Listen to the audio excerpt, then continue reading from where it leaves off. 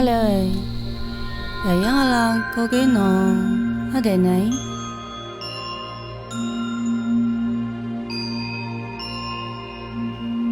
你可知春秋时期，晋文公重耳流亡19年，总称介子推追随左右不离不弃，甚至国古断根。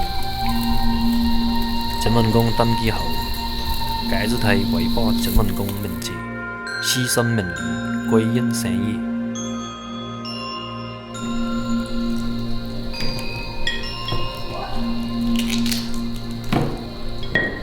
晋文公听信夏人倡议，为破其相见，下令杀山。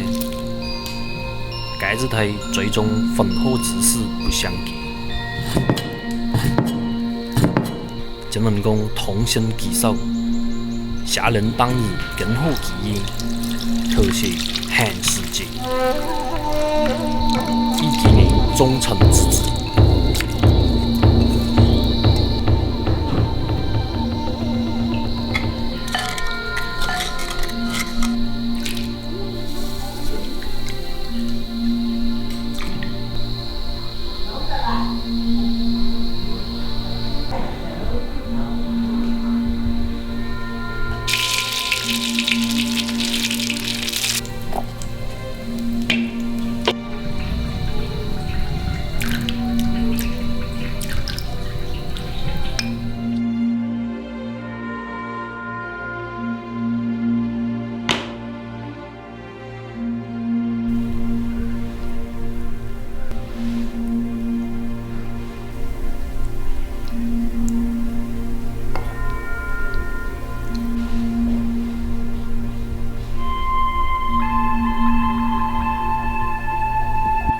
来，请用。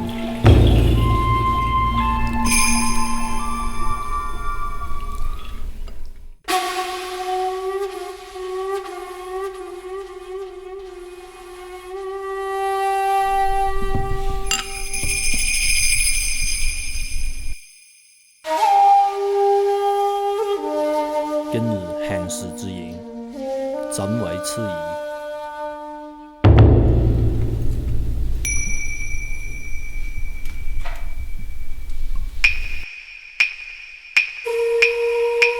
殿下有恩于我，折腰之举，不予苟同。